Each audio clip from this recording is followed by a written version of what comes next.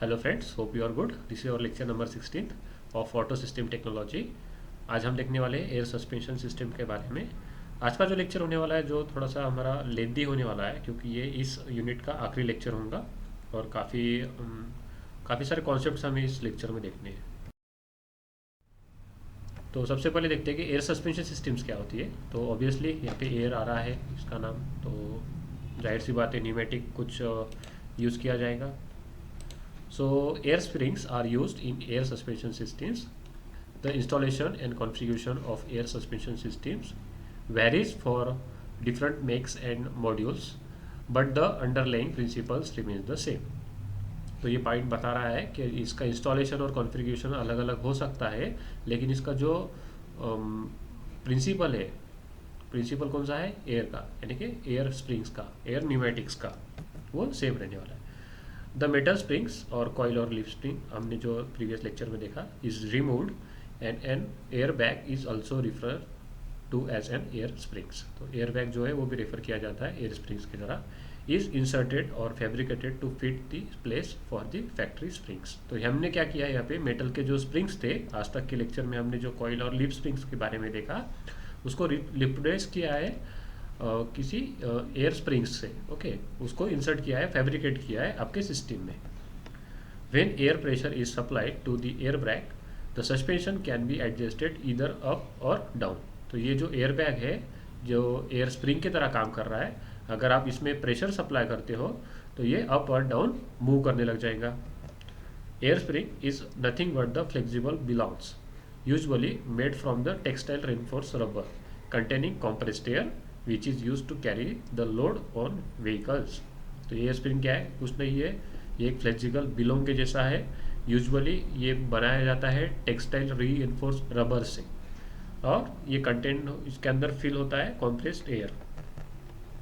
The air pressure inflates the bellows and raises the chassis from the axle.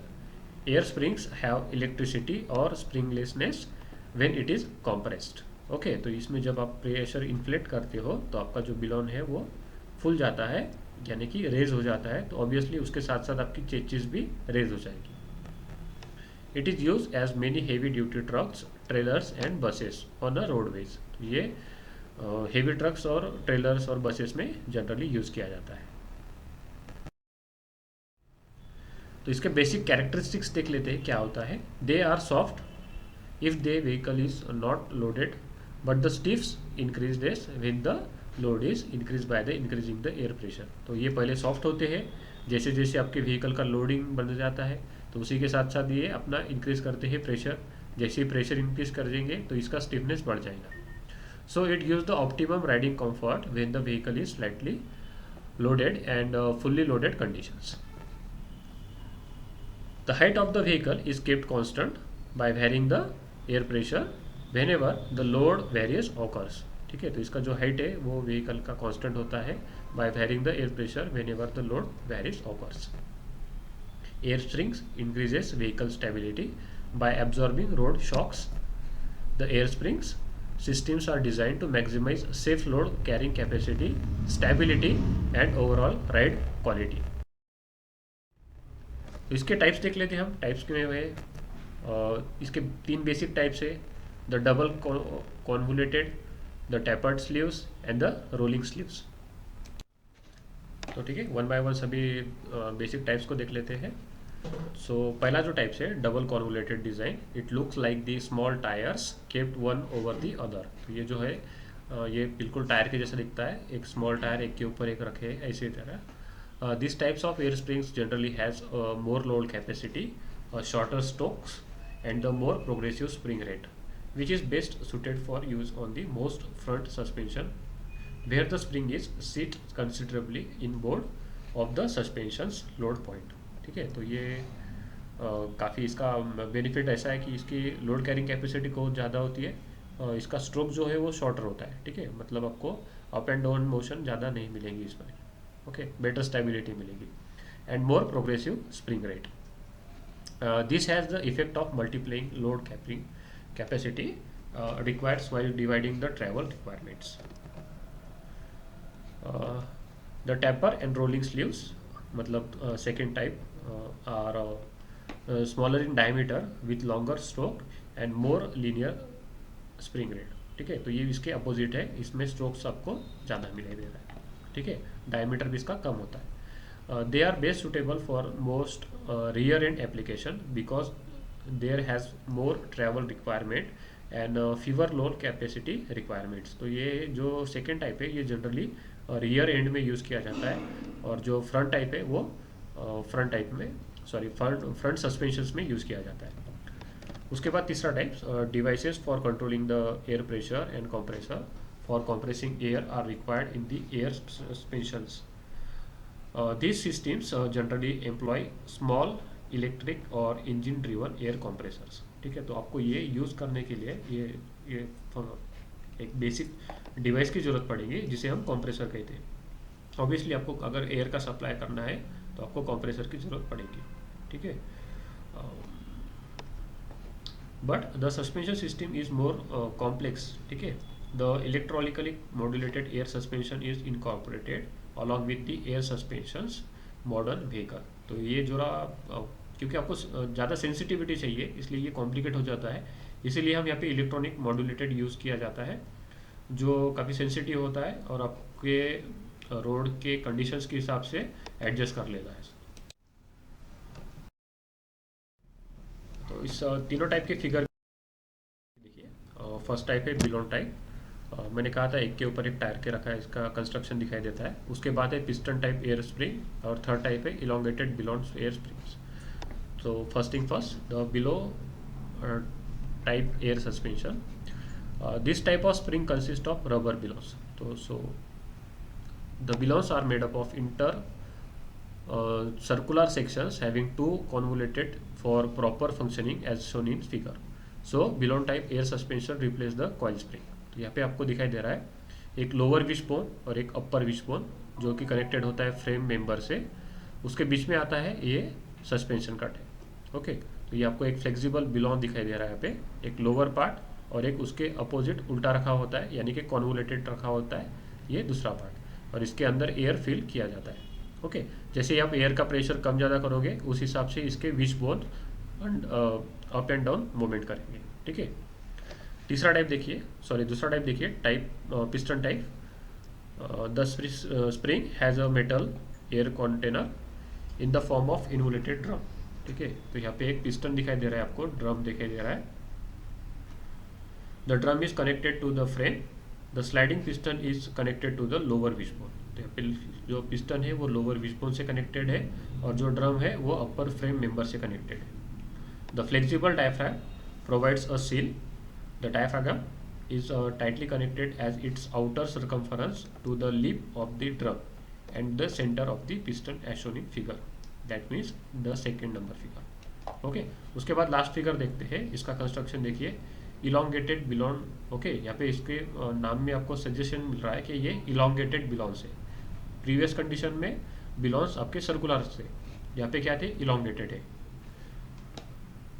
When this system of suspension is employed to the rear axle of this vehicle, then elongated balloons are used. अगर ये system आप rear end में use कर रहे हैं तो elongated balloons का use किया जाता है। These balloons are of approximately rectangular in shapes, but they are with a semi-circular end. तो ये जो है आपको ऊपर सर्कुलर सेक्शन में एंड दिखाई दे रहे हैं, लेकिन अपर सेक्शन और बॉटम सेक्शन इसके रेक्टेंगुलर होते हैं। Okay, these elbow are arranged between the rear end axle and the frame of the vehicle. To resist the torque and thrust, the radius rods are used at the rear end. तो इसका जो torque और thrust को adjust करने के लिए rear and पे एक रॉड यूज़ किया जाता है, रेडियस रॉड्स। ओके, तो ये रहा फर्स्ट, सेकेंड और थर्ड टाइप। उसके बाद एक चीज़ आती है कि air suspension system, diagram of air suspension system. ठीक है, ये इसकी सिमेटिक डायग्राम है यानी कि ब्लॉक डायग्राम है। ओके, तो यहाँ पे मैं पहले आपको बता रहा था कि इलेक्ट्रॉनिक मॉड्यूलेटेड का भी यूज़ किया जाता है आपके सिस्टम को एक्चुएट करने के लिए। तो मान लीजिए एयर स्प्रिंग, ये चारों स्प्रिंग्स कनेक्टेड है आपके चारों व्हील से। ये व्हीकल का फ्रंट एंड हो गया, ये हो गया रियर एंड। ओके, उसके बाद लेवलिंग वॉल्स दिखाई दे रहे हैं आपको यहाँ पे, और एक फ्रंट में दिखाई दे रहा है। दोनों के बीच में एक इंक्लूडेड है लिफ्ट कंट्रोल वॉल, ठीक है, ये लिफ्ट कंट्रोल करने का काम करेगा। उसके बाद एक लाइन जा रही है रियर एंड पे, दूसरी लाइन वापस आ रही है रिटर्न लाइन जिसे कहते हैं। ओके, एक सप्लाई लाइन यहाँ पे भी दिखाई दे रही है आपको और एक रिटर्न लाइन यहाँ पर भी दिखाई दे रही है। उसके बाद ये एक सिस्टम दिखाई दे रही है आपको, यहाँ पे है आपके एयर फ्रॉम एटमॉस्फेयर जो कि फिल्टर होके एक कंप्रेसर की तरफ जाएंगी।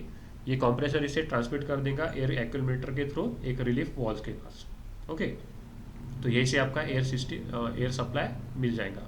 ओके, तो देख लेते हैं कौन से कंपोनेंट है। पहला है एयर फिल्टर, दूसरा है एयर एक्यूमुलेटर, तीसरा है रिलीफ वॉल, चौथा है एयर स्प्रिंग्स, फिर आते हैं लिफ्ट कंट्रोल वॉल, उसके बाद रिटर्न वॉल्स और सप्लाई लाइन्स। इसका कंस्ट्रक्शन देख लो।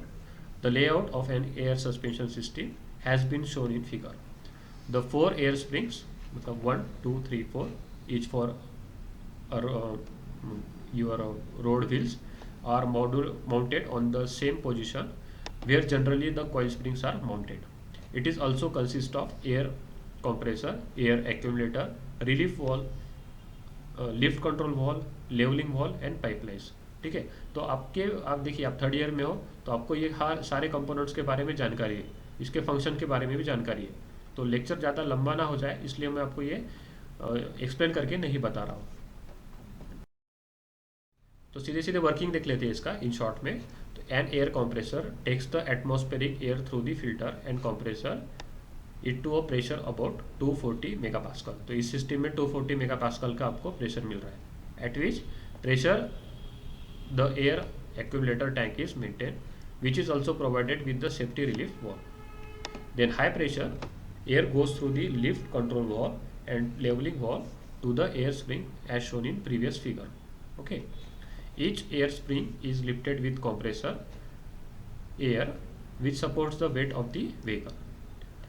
Then the last final point, the air gets further compressed and absorb the shocks when the wheel encounters a bump on the road. तो जब ये आपके roads पे बम्प्स आपको आ जाएंगे तब ये एयर कंप्रेसर आपका एब्जॉर्ब कर लेगा शॉक्स को। ठीक है, और जो एक्स्ट्रा एयर होंगे वो आपके रिटर्निंग वॉल्स के थ्रू आपके सिस्टम में फिर से चले जाएंगे। तो दोनों का डिफरेंस देख लेते हैं। हमने पहले रिजिड सस्पेंशन टाइप देखे थे, आज हमने एयर सस्पेंशन टाइप सिस्टम देखा। तो दोनों में बेसिक डिफरेंस क्या है वो देख लेते हैं। In this system air springs और एयर बिलोन्स आर यूज। तो इस सिस्टम में यूज़ किया जाता है लिप स्प्रिंग और कॉइल स्प्रिंग को। इस सिस्टम में यानी कि एयर सस्पेंशन सिस्टम में wheels deflection is control by the automatic control devices. तो आपका जो डिफ्लेक्शन है वो ऑटोमेटिक कंट्रोल डिवाइसेस से कंट्रोल हो रहा है, लेकिन इस सिस्टम में नो ऑटोमेटिक कंट्रोल आपको डिवाइसेस नहीं दिखाई देंगे। Okay, it increase riding comfort and decrease noise level. On the other side ride comfort is less as compare to the air suspension systems. Then the fourth point is the springing rate varies much as less between the laden and the unladen conditions as compared with the conventional system, whereas in opposite side the springing rate is more as compare to the air suspension system. तो यहाँ पे जो springing का rate है वो ज़्यादा मिल रहा है आपको, यहाँ पे नहीं मिल रहा है। उसके बाद स्टिफनेस का पॉइंट आता है। A stiffness of a system increases with an increasing in deflection. तो जैसे जैसे आपका डिफ्लेक्शन बढ़ेगा उस हिसाब से आपका स्टिफनेस भी बढ़ेगा, लेकिन यहाँ पे आपका स्टिफनेस जो भी है सिस्टम का वो डिक्रीज होता है इंक्रीजिंग का डिफ्लेक्शन। ओके, देन इसका एप्लीकेशन देख लो, वॉल्वो बसेस में होता है, लग्जरी कार्स में होता है।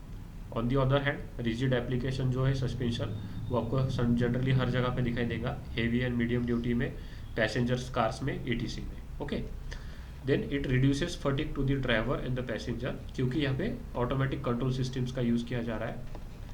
यहाँ पे आपके फटीग बढ़ रहा है ड्राइवर को और पैसेंजर्स को as compare to the air suspension system. It consist of compressor, reservoir, levelling valves, air et cetera et cetera. Then it consists of lip spring, coil spring, shock absorber, shackle joints and brackets. Okay, तो ये रहा basic difference. और एक चीज़ आती है cost की।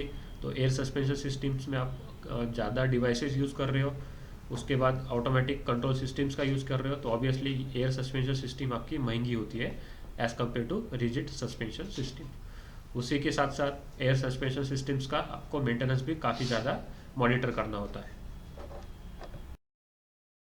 उसके बाद फिर एडवांटेज आ जाते हैं। पहला एडवांटेज है variable space for wheel deflection is put to maximum use मतलब ऑप्टिमम यूज़ किया जाता है स्पेस का। Because of vehicle altitude is also constant, changes in head lamps alignment due to the varying loads are avoided. ठीक है, तो जैसे जैसे देखिए, जब आप रिजिड सस्पेंशन यूज़ करते हैं तो जिस तरह से आपका व्हीकल अप डाउन होगा उसी तरह से उसके हेडलाइंस भी अलाइनमेंट बिगड़ जाएगा, अप एंड डाउन हो गए। लेकिन इस कंडीशन में क्या होता है, ऐसा नहीं होता है, इसका जो एल्टीट्यूड होता है वो कांस्टेंट होता है, इस वजह से आपके जो हेडलाइन का अलाइनमेंट होता है वो काफ़ी कांस्टेंट होता है। The spring rates varies much less between the laden and unladen condition as compared with that conventional sting springs। ठीक है, तो यहाँ पे स्प्रिंग रेट जो है वो काफ़ी आपको कांस्टेंट मिलता है, इसी की वजह से ये इसका आपको कंफर्ट यहाँ पे ज़्यादा फील होता है। It reduces the dynamic loading also.